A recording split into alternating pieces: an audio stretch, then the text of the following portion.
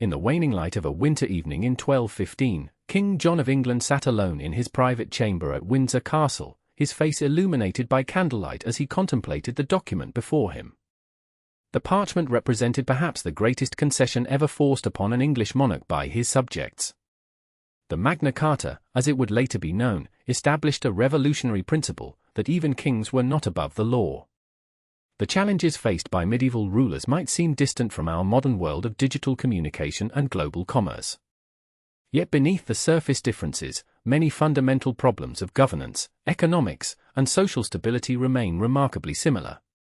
Medieval monarchs grappled with issues that continue to confront today's leaders, balancing centralized power with local autonomy, managing economic crises, addressing wealth inequality, navigating religious tensions, and establishing effective justice systems.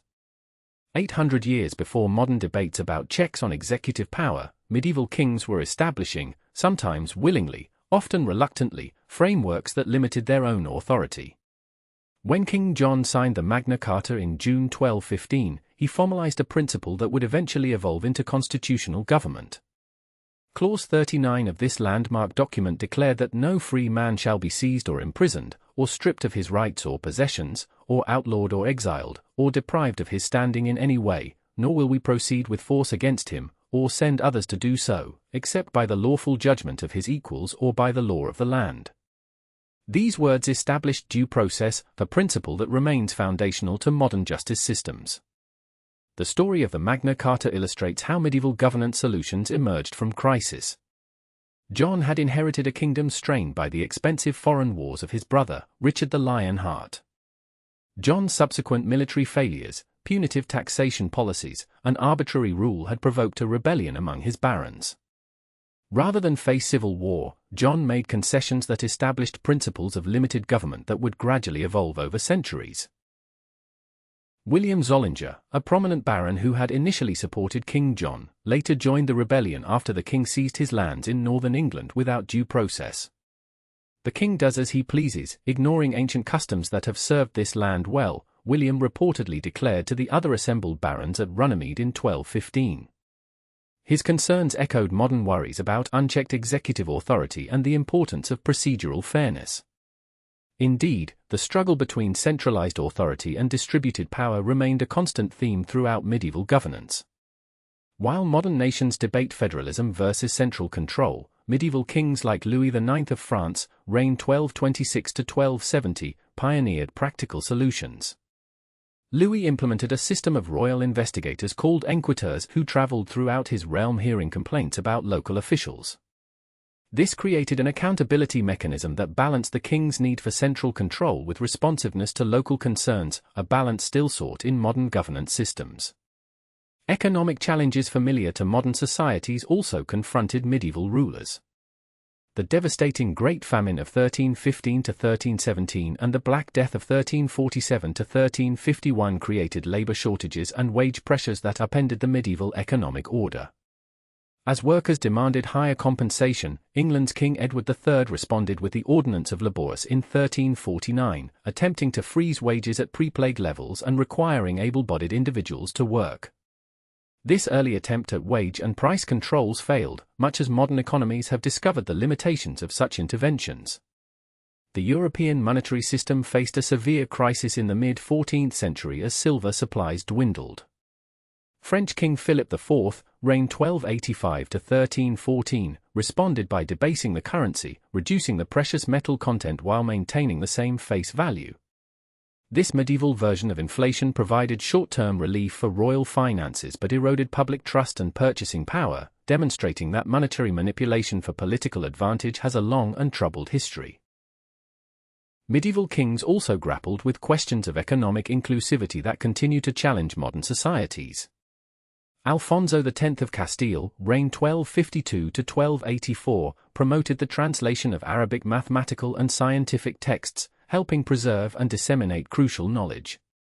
His legal code, the Siete Partidas, protected the rights of merchants and artisans while condemning usury, an early attempt to balance commerce with ethical constraints.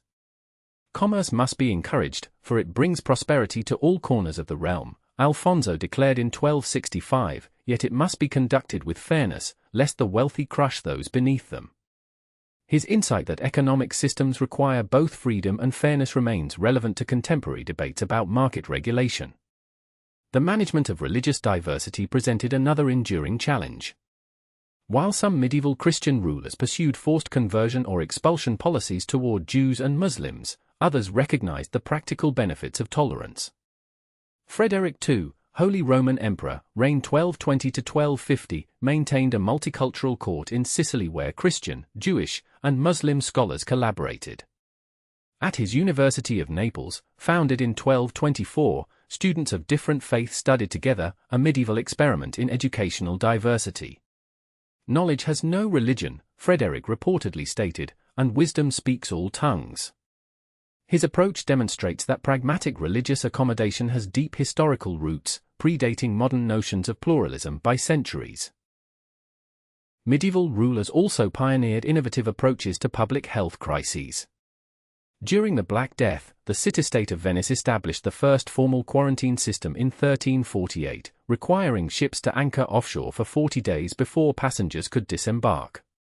This measure, while not always effective against plague, established the principle of temporary restrictions to prevent disease spread, a concept that remains central to modern pandemic response. The medieval period also saw important innovations in judicial systems. Henry II of England, reigned 1154 to 1189, institutionalized the use of juries and circuit judges through his Assize of Clarendon in 1166. These reforms made justice more accessible and consistent throughout the realm. Henry's establishment of the concept of novel disseisin, a legal action protecting individuals from being wrongfully dispossessed of their land without due process, created an early form of property rights protection that remains foundational to modern economic systems. Henry's judicial reforms came partially in response to the lawlessness that had plagued England during the civil war known as the Anarchy, 1135 to 1153. In 1166, when announcing his judicial reforms, Henry declared, "Justice delayed is justice denied." This principle continues to guide modern court systems as they struggle with case backlogs and procedural efficiency. Medieval governance was not merely reactive, however. Charlemagne, ruler of the Frankish Empire, reigned 768 to 814, implemented a comprehensive administrative system that standardized weights and measures, reformed currency, and established educational requirements for clergy. His Capitulary for Saxony, issued around 785, established a structured legal code that differentiated penalties based on the severity of offenses, an early form of proportional justice. The challenge of maintaining public infrastructure also occupied medieval rulers. Roads, bridges, and ports were essential to both commerce and military mobility. Rather than fund these directly, many kings granted toll rights to local lords or towns in exchange for maintaining key routes.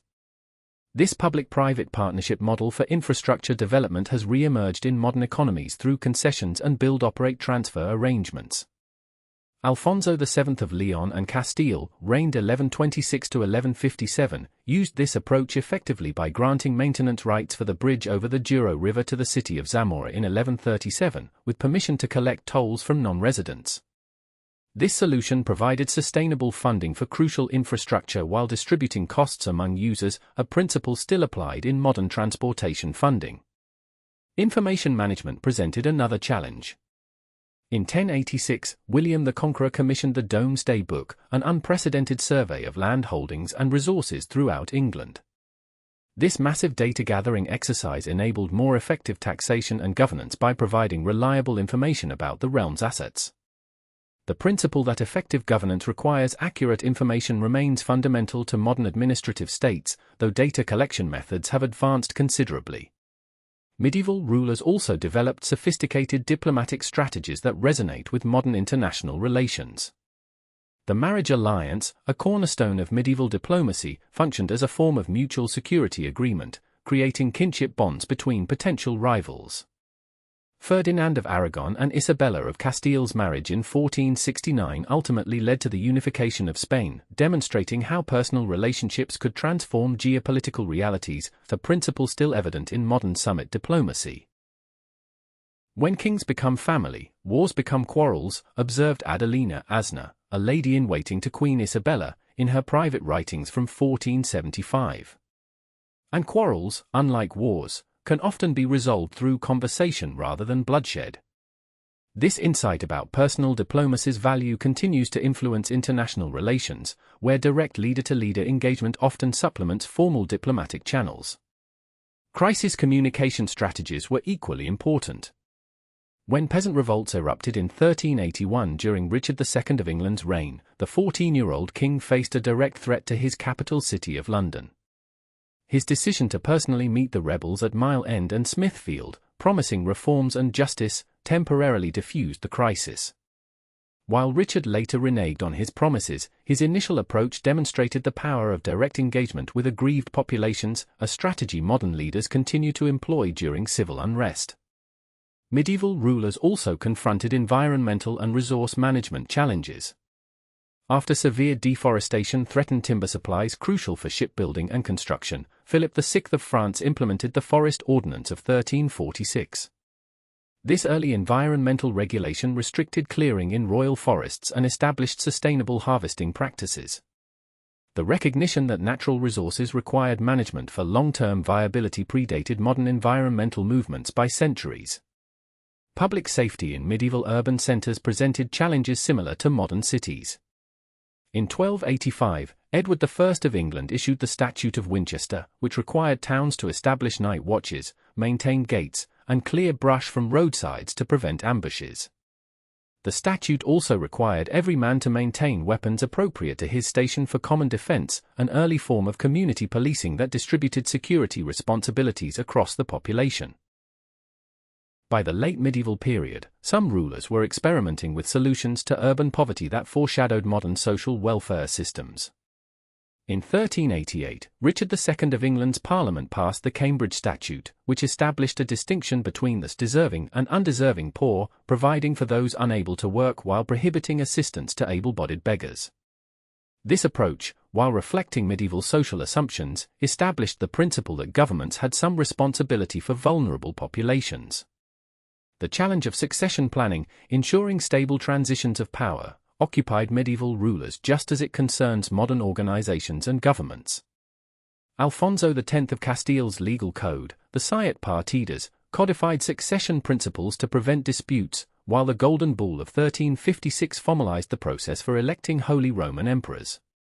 These frameworks acknowledged that clear procedures for leadership transition were essential for institutional stability, a principle that remains crucial in both political and organizational contexts.